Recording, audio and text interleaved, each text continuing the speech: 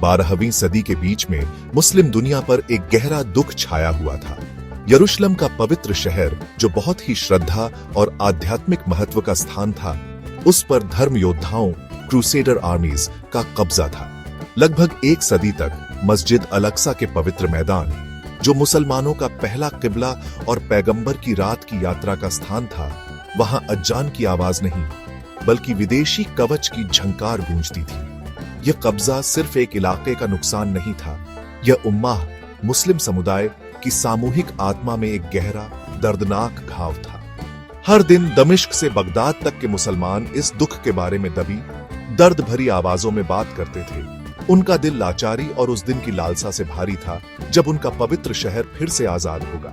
इस दर्द को महसूस करने वाले कई लोगों में एक युवा कुर्द लड़का यूसुफ भी था, जिसे दुनिया एक दिन सलाहुद्दीन अय्यूबी के नाम से जानेगी। तिकरित में पैदा हुआ वह ऐसी दुनिया में पला बढ़ा जहां यरूशलेम के पुराने गौरव की कहानियां उसकी मौजूदा स्थिति की कड़वी सच्चाई के साथ मिली हुई थी। वह यात्रियों और विद्वानों को तीर्थ यात्रियों द्वारा झेले गए अन्याय और पवित्र स्थलों के अपवित्रीकरण के बारे में बात करते हुए सुनता था। इस खबर ने उसके युवा दिल को नफरत से नहीं बल्कि एक शक्तिशाली उद्देश्य और एक शांत दृढ़ संकल्प से भर दिया। वह समझ नहीं पा रहा था कि मुस्लिम दुनिया, जो कभी इतनी शक्तिशाली और एकजुट थी, अपने विश्वास के ऐसे प्रतीक को हमलावरों के हाथों में कैसे रहने दे सकती है। यह एक ऐसा सवाल था जो उसकी जवानी से लेकर उसकी मर्दानगी तक उसके साथ रहेगा। यह भावना उसके लिए एक निरंतर साथी थी, एक शांत आग जो उसके अंदर जलती रहती थी। जबकि उसकी उम्र के दूसरे लड़के खेल और युवा गतिविधियों में खोए रहते थे, सलाहुद्दीन अक्सर अपने लोगों की स्थिति पर विचार करते हुए पाया जाता था। उसने मुस्लिम राजकुमारों के बीच की फूट देखी। हर कोई अपने छोटे से इलाके पर राज कर रहा था, अक्सर आपस में लड़ते रहते थे, जबकि बड़ा कारण भुला दिया जाता था। उसे जल्दी ही एहसास हो गया कि यरूशलेम का नुकसान सिर्फ एक सैन्य हार नहीं था, बल्कि एक गहरी आध्यात्मिक और राजनीतिक बीमारी का लक्षण था। शहर की वापसी उसे लगने लगा सिर्फ एक मजबूत सेना से ज्यादा की जरूरत होगी। इसमें विश्वास, एकता और एक साझा अटूट उद्देश्य का पुनरुत्थान होगा। इस शुरुआती समझ ने उसके चरित्र को बहुत गहराई से आकार दिया। वह अपने गंभीर स्वभाव और विचारशील प्रकृति के लिए जाने जाते थे। उन्होंने अपनी पढ़ाई में खुद को डुबो दिया, न केवल युद्ध कला में बल्कि धर्मशास्त्र, कानून और इतिहास में। वह न्याय और नेतृत्व के उन सिद्धांतों को समझना चाहते थे जिन्होंने अतीत के महान नेताओं का मार्गदर्शन किया था। पैगंबर मोहम्मद और उनके साथियों की कहानियां उनके साथ गहराई से गूंजती थी। उन्हें सिखाती थी कि सच्ची ताकत विश्वास और धार्मिकता से आती है। शांत चिंतन और गहन शिक्षा की यह अवधि वह नींव थी जिस पर भविष्य का नायक बनेगा एक युवा व्यक्ति जिसका भाग्य यरूशलेम के भाग्य से अटूट रूप से जुड़ा हुआ था। उनके बचपन की एक कहानी ने सलाहुद्दीन की आत्मा पर एक अमिट छाप छोड़ी, जिससे उनकी शांत लालसा एक ठोस महत्वाकांक्षा में बदल गई। यह बगदाद के एक मास्टर बढ़ई की कहानी थी, एक साधारण साधनों वाला व्यक्ति लेकिन अपार विश्वास और कौशल वाला।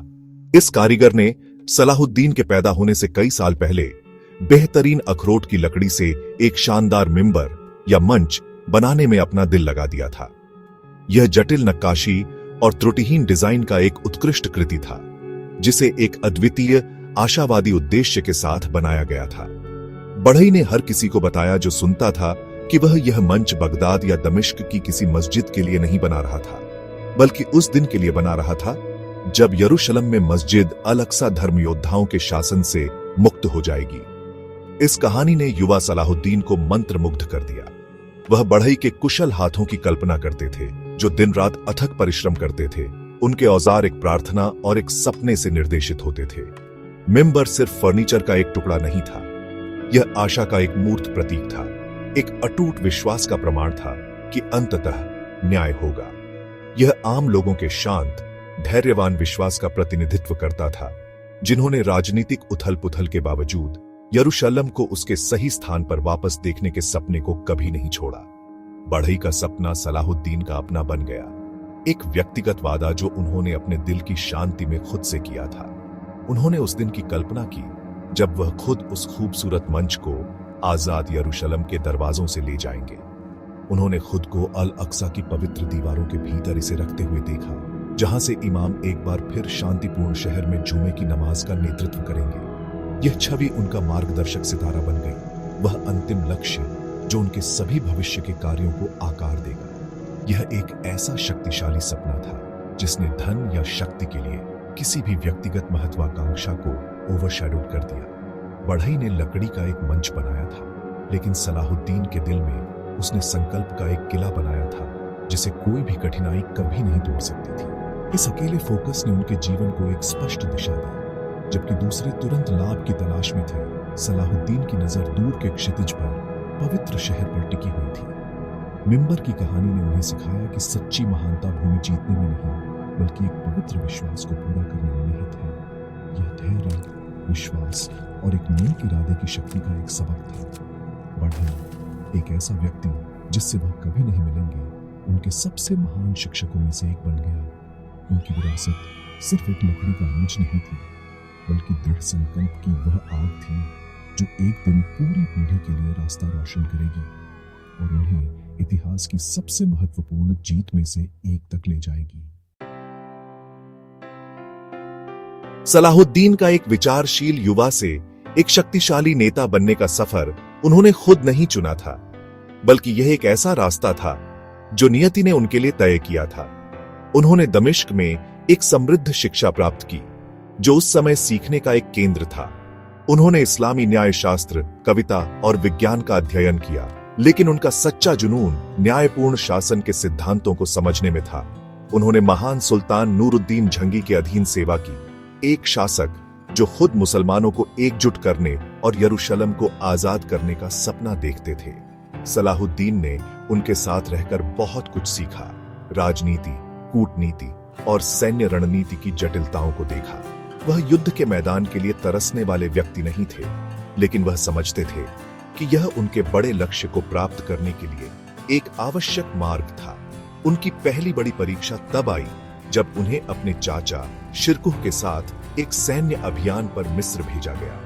मिस्र उस समय फातिमिद खिलाफत के शासन में था, जो आंतरिक कलह से कमजोर हो गया था और धर्म योद्धाओं के प्रभाव के प्रति संवेदनशील था। केवल 26 साल की उम्र में सलाहुद्दीन एक प्रतिभाशाली कमांडर और एक तेज रणनीतिकार साबित हुए। उन्होंने काहिरा के विश्वासघाती राजनीतिक परिदृश्य को नेविगेट करना सीखा, अपनी उम्र से कहीं अधिक ज्ञान का प्रदर्शन किया। जब उनके चाचा अप्रत्याशित रूप से गुजर गए, तो सलाहुद्दीन को कई लोगों को आश्चर्यचकित करते हुए मिस्र का वजीर नियुक्त किया गया। यह एक खतरनाक पद था, लेकिन उन्होंने इसे शालीनता और दृढ़ता से संभाला। उनका उदय तेजी से हुआ। 1171 में नूरुद्दीन जंगी के आदेश पर सलाहुद्दीन ने मिस्र में फातिमिद खिलाफत को औपचारिक रूप से समाप्त कर दिया, जिससे यह क्षेत्र बगदाद में अब्बासिद खलीफा के अधिकार में वापस आ गया। इस एक कार्य में उन्हें मिस्र का निर्विवाद शासक, नया सुल्तान बना दिया। उन्होंने तुरंत देश को खुद से संगठित करने का कठिन कार्य शुरू किया। उन्होंने सेना को मजबूत किया, स्कूल, मदरसे और अस्पताल स्थापित किए और सीखने और न्याय की संस्कृति को बढ़ावा दिया। वह जानते थे कि धर्म योद्धाओं का सामना करने के लिए उन्हें सिर्फ सैनिकों से अधिक की आवश्यकता थी। उन्हें कारण का समर्थन करने के लिए एक मजबूत, स्थिर और शिक्षित समाज की आवश्यकता थी। उनके गुरु सुल्तान नूरुद्दीन जंगी की 1174 में मृत्यु से मुस्लिम दुनिया में एक सत्ता को खत्म किया गया। नूरुद्दीन ने जिस एकता को बनाने के लिए इतनी मेहनत की थी, वह बिखरने लगी।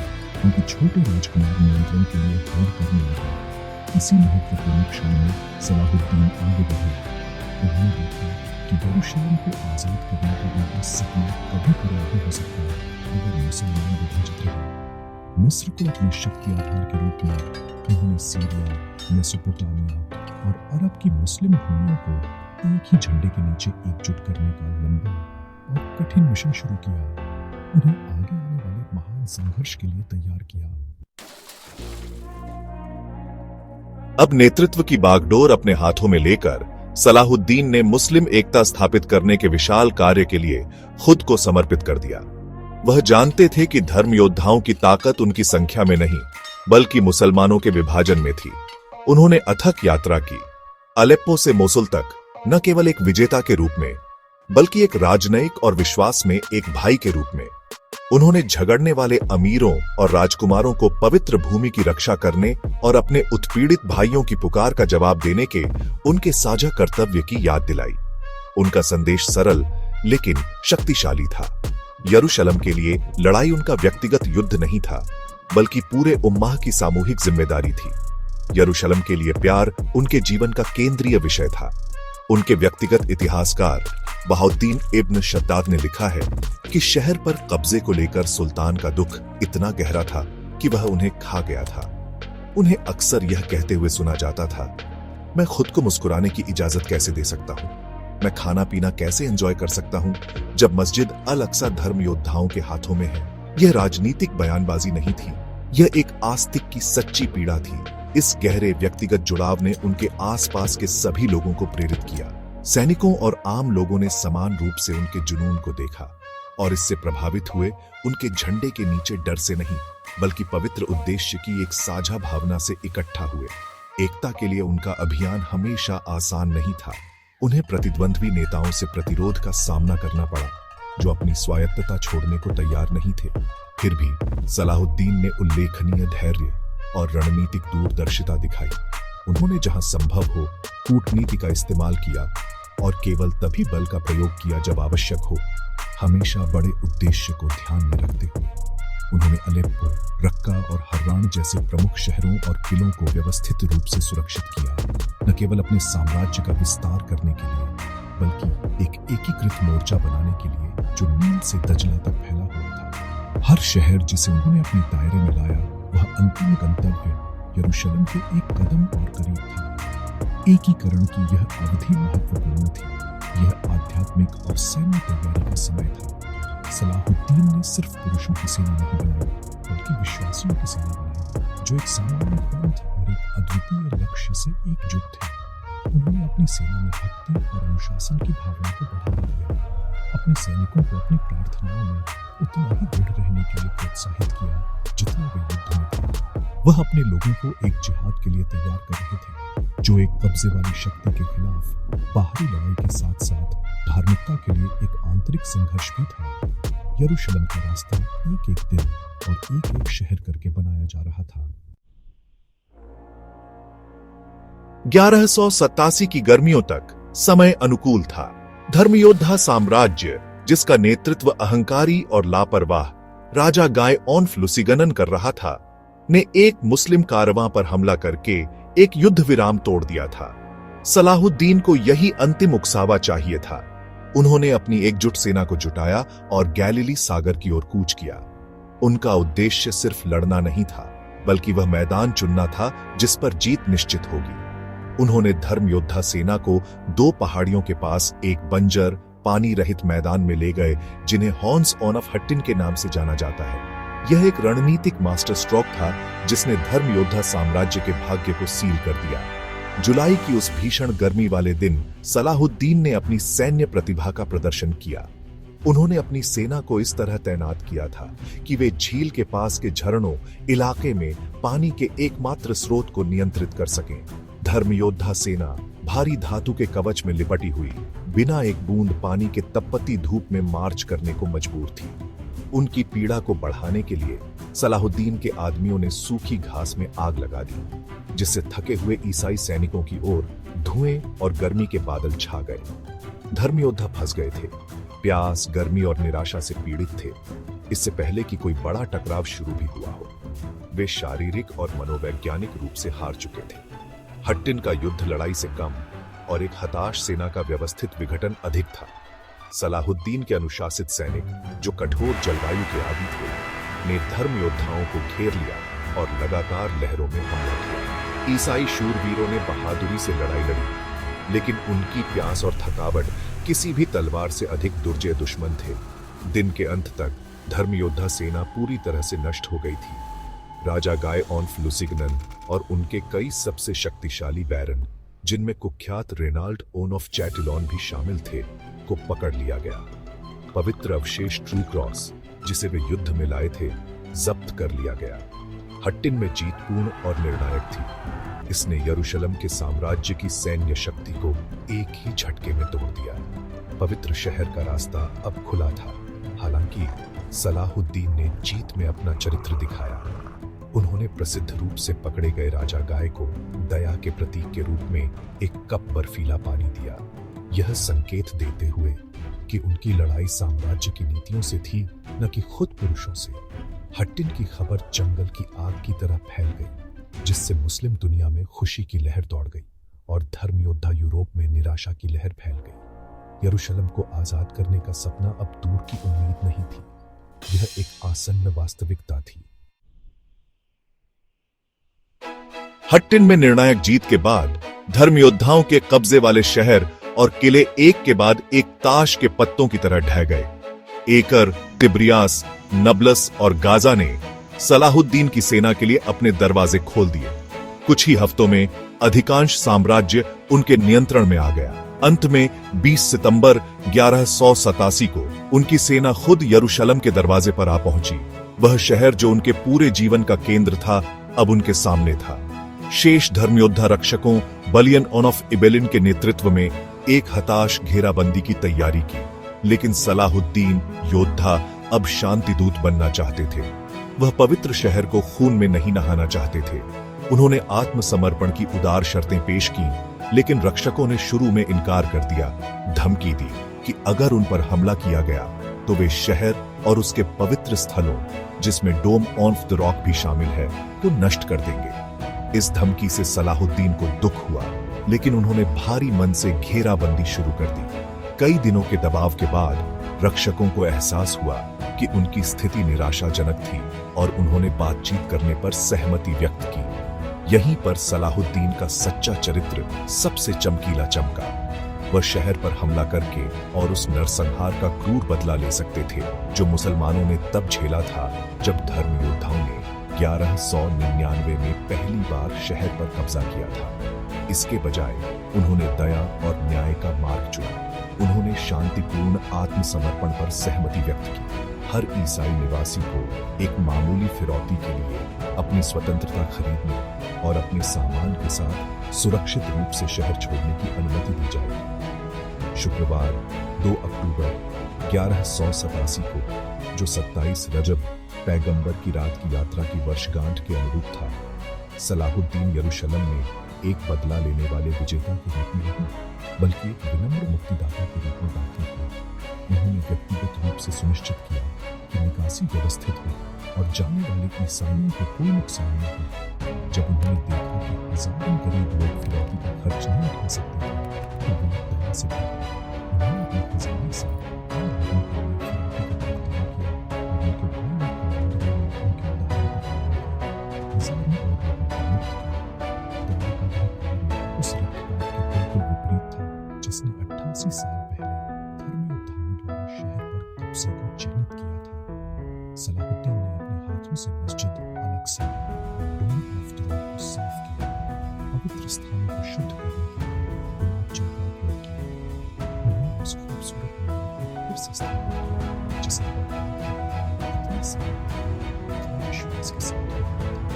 पहले जुमे की नमाज फजर अर्थ जताने के लिए घोषणा था। सलाहुद्दीन ने सिर्फ एक शहर पर